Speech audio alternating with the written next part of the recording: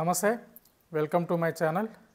So మనం Hyderabad real ఎస్టేట్లో first of all మనం ప్లాట్స్ మీద ఇన్వెస్ట్మెంట్ చేయాలనుకున్నప్పుడు, అది కూడా హెచ్ఎండిఏ జోన్లలో ఇన్వెస్ట్మెంట్ చేయాలనుకున్నప్పుడు మేజర్గా మనం గమనించాల్సింది ఆ ప్రాజెక్ట్ అనేది ఏ జోన్లో ఉన్నదనేది మనం ముఖ్యంగా గమనించాలి.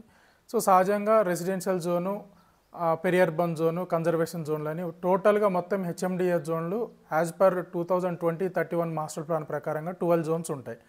సో వీటిలల్లో మేజర్గా మనం రెసిడెన్షియల్ జోన్లలో కొనుక్కోవడం చాలా ఉత్తమమైన పని. సో అయితే మనం ఫస్ట్ ఆఫ్ ఆల్ హెచ్ఎండిఏ జోన్లలో మనం ఇన్వెస్ట్మెంట్ పెట్టాలి అనుకున్నప్పుడు, హెచ్ఎండిఏ జోన్లో ఒక హెచ్ఎండిఏ ప్రాజెక్ట్లో మనం ఒక ప్లాట్ కొనాలనుకున్నప్పుడు ఫస్ట్ మనం చూడాల్సింది అది ఏ జోన్ కిందికి వస్తుంది. సో అది రెసిడెన్షియల్ జోనా, కన్జర్వేషన్ జోనా, పెరి అర్బన్ జోనా అని. సో వీటిలలో ఈ 12 జోన్లలో ముఖ్యంగా ఇప్పుడు మనం మాట్లాడుకోబోయే జోన్ ఏంటంటే పెరి అర్బన్ జోను. సో ఈ పెరి అర్బన్ జోన్ గురించే ముఖ్యంగా మనం ఎందుకు చెప్పుకోవాలనుకుంటే, ఈ పెరి అర్బన్ జోన్ అనేది ల్యాండ్కు సంబంధించి కొంత రిస్ట్రిక్షన్ ఉంటుంది. హైట్ రిస్ట్రిక్షన్స్తో పాటు కొంత ల్యాండ్ రిస్ట్రిక్షన్ ఉంటుంది. సో ముఖ్యంగా పెరి అర్బన్ జోను ఏదైతే ఉన్నదో దాంట్లో మనం తీసుకున్న ఏదైతే ల్యాండ్ ఉంటుందో దాంట్లో 1/4 మాత్రమే మనం యూజ్ చేసుకోవాలి. అంటే పెరి అర్బన్ జోన్లలో మేజర్గా ఎలా ఉంటుందంటే, మనం సహజంగా ఎక్కడ ఏ ప్లాట్ తీసుకున్నా కానీ యావరేజ్గా మనం ఒక 200 స్క్వేర్ యార్డ్స్ నుంచి అబోవ్ తీసుకోవడమే మనం ప్లాన్ చేస్తాం. సో ఈ 200 స్క్వేర్ యార్డ్స్లలో మనం కట్టుకునేది ఎంత అంటే ఓన్లీ 50 స్క్వేర్ యార్డ్స్లో మాత్రమే మనం ఇల్లు కట్టుకోవడానికి అవకాశం ఉంటుంది. అంటే మనం తీసుకున్న టోటల్ ఏదైతే ఈ ఫ్లాట్ పోర్షన్ ఉంటుందో ఆ టోటల్ ప్లాట్లో మనం కట్టుకోవాల్సింది 1/4. సో అంటే మనం 75% వదిలేయాలి, 25% మాత్రమే మనం కన్స్ట్రక్షన్ చేసుకోవాలి. అంటే సహజంగా మనం తీసుకునేది ఒక 200 స్క్వేర్ యార్డ్స్. 200 స్క్వేర్ యార్డ్స్లో మనం 50 స్క్వేర్ యార్డ్స్లోనే ఇల్లు కట్టుకోవాలి. 50 స్క్వేర్ యార్డ్స్లలో మళ్ళీ మనం హౌస్కు సంబంధించి కొంత సెట్ బ్యాక్ కూడా వదులుకోవాల్సి వస్తుంది. అంటే మేజర్గా నేను ఇక్కడ చెప్పబోయేది ఏంటంటే, ఆ జోను మనం తీసుకునే ప్రాజెక్టు ఏదైతే ఉందో ఆ ప్లాటు ఏ జోన్లో ఉన్నది అనేది చాలా ఇంపార్టెంట్. అది హెచ్ఎండిఏ అవుతుంటుంది. హెచ్ఎండిఏలో అది ఏ జోను, రెసిడెన్షియల్ జోనా, కన్జర్వేషన్ జోనా, పెరి అర్బన్ జోనా. ఫస్ట్ ఆఫ్ ఆల్ మనం ఎవరి ద్వారానైతే వెళ్తామో, లైక్ ఏజెంటా లేకపోతే ఎంప్లాయా, వాట్ ఎవర్ ఆ ప్రాజెక్టుకు సంబంధించిన ఎవరైతే ఒక ఎగ్జిక్యూటివ్ ఉంటాడో, మిమ్మల్ని ఎవరైతే ఎగ్జిక్యూషన్ చేస్తారో వాళ్ళని ఫస్ట్ ఆఫ్ ఆల్ మనం దానికి సంబంధించిన మాస్టర్ ప్లాన్ షో చేయమని చెప్పాలి. ఆ మాస్టర్ ప్లాన్లో కంపల్సరీగా మనకు సర్వే నెంబర్స్ ఉంటాయి. ఆ సర్వే నెంబర్ ఇప్పుడు మనకి ఏదైతే లేఅవుట్ మనం బ్రోచర్లో కానీ లేఅవుట్ కాపీలో కానీ మనకు లేఅవుట్ డిజైన్ ఏదైతే చూపిస్తారో ఆ లేఅవుట్ డిజైన్ యాజ్ ఇట్ ఈజ్గా సర్వే నెంబర్లు ఎలాగనైతే ఉంటాయో ఆ లేఅవుట్ డిజైన్ కూడా అలాగనే వస్తుంది.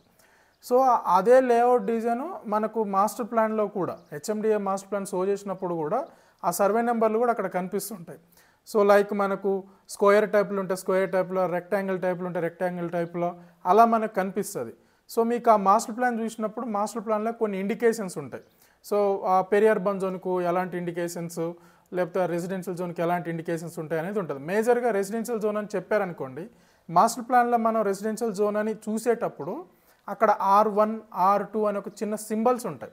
సో ఇట్లా టైపింగ్ చేసి అక్కడ నేమ్ ఉంటుంది, R1 అని ఉంటుంది, R2, R3 అని ఆ మ్యాప్లోనే ఉంటుంది. ఆ మ్యాప్కు రైట్ సైడ్లో ఇండికేషన్స్ దేనికి వర్తిస్తుంది అనేది కూడా మనకి ఈజీగా క్లియర్గా కనిపిస్తుంది. మేజర్గా మీరు హెచ్ఎండిఏ ప్రాజెక్ట్లో ఇన్వెస్ట్మెంట్ పెట్టాలనుకున్నప్పుడు, హెచ్ఎండిఏ ప్రాజెక్ట్లో మీరు ఒక ప్లాట్ కొనాలనుకున్నప్పుడు మీరు మేజర్గా చూడాల్సింది ఏంటంటే అది ఏ జోన్. ఆ జోన్ అనేది చాలా ఇంపార్టెంట్. అందులో పెరి అర్బన్ జోన్ అనేది ఒకవేళ వస్తే కనుక తీసుకోకపోవడం మంచిది. బట్ పెరి అర్బన్ జోన్లో కూడా తీసుకోవచ్చు. పెరి అర్బన్ జోన్ అనేది ఎప్పటి నుంచి వర్తిస్తుంది అంటే 2016 లోపు, 2016 జనవరి లోపు ఉన్న ప్రాజెక్టులకు మాత్రం ఈ హెచ్ఎండిఏ జోన్లు మాత్రం ఏమీ వర్తించవు. అంటే మనకు 2013 నుంచి అని హెచ్ఎండిఏ అనేది మన ఇంప్లిమెంటేషన్లోకి రావడం జరిగింది. దీన్ని ఫుల్ ఫ్లెడ్జ్గా 2018 నుంచి అని ఫుల్ ఫ్లెడ్జ్గా యూజ్ చేయడం జరిగింది, ఇంప్లిమెంటేషన్ చేయడం జరిగింది. సో మేజర్గా గవర్నమెంట్ ఏం చెప్తుందంటే 2016 జనవరి లోపున్న ప్రాజెక్టులకు ఈ జోనింగ్ సిస్టము ఏది కూడా వర్తించదు. 2016 జనవరి తర్వాత వచ్చిన ఏ ప్రాజెక్ట్ అయినా సరే యాజ్ పర్ హెచ్ఎండిఏ నామ్స్ ప్రకారంగా అది ముందుకెళ్ళవలసింది.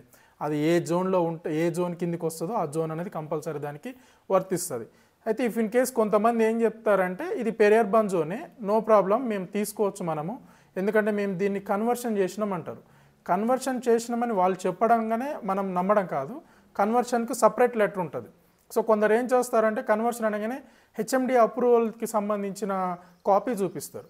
సో అది కాదు మనకు కావాల్సింది. స్పెషల్గా పెరీ అర్బన్ జోన్ నుంచి అని రెసిడెన్షియల్ జోన్కు ట్రాన్స్ఫర్ చేస్తున్నట్టుగా దాంట్లో ఒక లెటర్ కాపీ ఉంటుంది. సో అది మనకు షో చేయాలన్నమాట. అది షో చేసినప్పుడే మనం నమ్మడానికి అవకాశం ఉంటుంది. So most of the realtors మొత్తం కూడా ఎవరు కూడా ఒక 50 ఎకరాల వెంచరో లేకపోతే ఒక 20 ఎకరాల వెంచర్ని టోటల్గా కూడా వాళ్ళు మనకు పెరీ అర్బన్ జోన్ నుంచి అని రెసిడెన్షియల్ జోన్కి కన్వర్ట్ చేసేవారు. ఎందుకు చేసేవారంటే దానికి number of CRs number of lakhs అవుతాయి. సో దానికి సంబంధించి ఎవరు కూడా అంత ముందడుగు వేయరు. సో అది 2016 తర్వాత ఉన్న ప్రాజెక్ట్ అయితే మీరు ఎట్టి పరిస్థితులలో ఇలాంటివన్నీ నామ్స్ లేకోకుండా మాత్రం ఆ నామ్స్ ఇలాంటివన్నీ చూసుకోకుండా మాత్రం మీరు ముందుకెళ్ళకండి.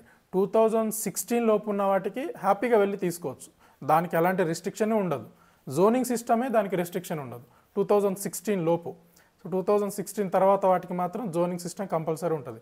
మీకు ఇంకా ఏమన్నా డౌట్స్ ఏమన్నా ఉంటే కనుక మనకు అమీర్పేటలో హెచ్ఎండిఏ ఆఫీస్ ఉంటుంది. దాంట్లో south zone, east zone, north zone, west zone అన్నట్టుగా జోనింగ్ టైప్ ఉంటుంది. సో మీరు తీసుకోబోయే ప్రాజెక్టు ఏ జోన్ కిందకి వస్తుంది.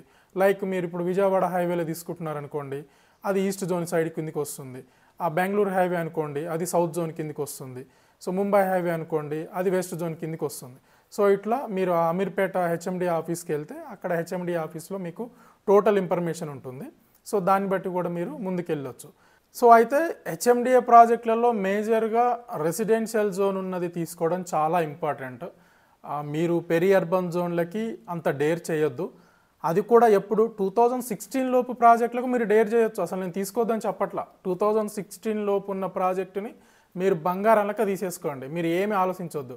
దానికి రేరా ఉన్నదా లేదా ఇవన్నీ కూడా ఆలోచించొద్దు. జస్ట్ లీగల్గా ఇది ఓకేనా కాదా అనేది మాత్రం చెక్ చేయించుకోండి.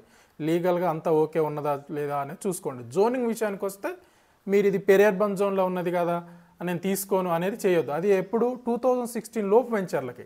2016 తర్వాత వెంచర్లకి కంపల్సరీ జోనింగ్ సిస్టమ్ అనేది ఉంటుంది. జోనింగ్ సిస్టమ్ కరెక్ట్గా లేకపోతే ఇక మీరు లీగల్ దాకా కూడా వెళ్ళాల్సిన అవసరం లేదు. హ్యాపీగా దాన్ని అవాయిడ్ చేసేసేయండి. సో మీకు ఈ ప్రాజెక్టులకు సంబంధించి మీరు ఇన్వెస్ట్మెంట్ పెట్టే ప్రాజెక్టులకు సంబంధించి మేజర్గా హెచ్ఎండిఏ పరిధిలలో మీరు ఎక్కడైనా ఇన్వెస్ట్మెంట్ పెట్టాలనుకున్నా వాటికి సంబంధించిన ఏమైనా సలహాలు కావాలంటే నా నెంబర్ డిస్క్రిప్షన్లో ఉంటుంది. కాంటాక్ట్ అవ్వండి. ఫర్దర్ ఇంకా ఏమన్నా దీనికి సంబంధించి ఏ డౌట్స్ ఉన్నా కానీ నా నెంబర్ కింద డిస్క్రిప్షన్లో ఉంటుంది. కాంటాక్ట్ అవ్వండి. So thank you so much. ఒక చిన్న రిక్వెస్ట్, నా ఛానల్ని సబ్స్క్రైబ్ చేయండి. మీకు ఈ వీడియో నచ్చింది, ఇంకా వేరే వాళ్ళకు కూడా ఉపయోగపడుతుంది అనుకుంటే ఆ వీడియోని షేర్ చేయండి, లైక్ చేయండి, సబ్స్క్రైబ్ చేయండి. సో రియల్ ఎస్టేట్తో సంబంధించి కాకోకుండా ఇంకా డిఫరెంట్ టైప్ ఆఫ్ సెక్టర్స్ నుంచి కూడా నేను వీడియోస్ అనేది మీకు అందించడం జరుగుతుంది.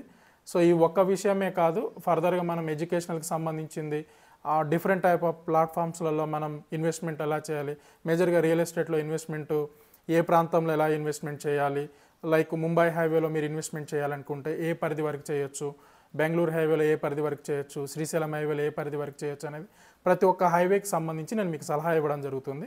మీకు ఎలాంటి గైడెన్స్ కావాలన్నా, మీరు నా ద్వారా ఏమన్నా ప్రాజెక్ట్స్ ఏమన్నా సైట్ విజిట్స్ చేసి నా సలహాలు ఏమన్నా కావాలన్నా కానీ నా నెంబర్కి కాంటాక్ట్ అవ్వండి. Thank you so much.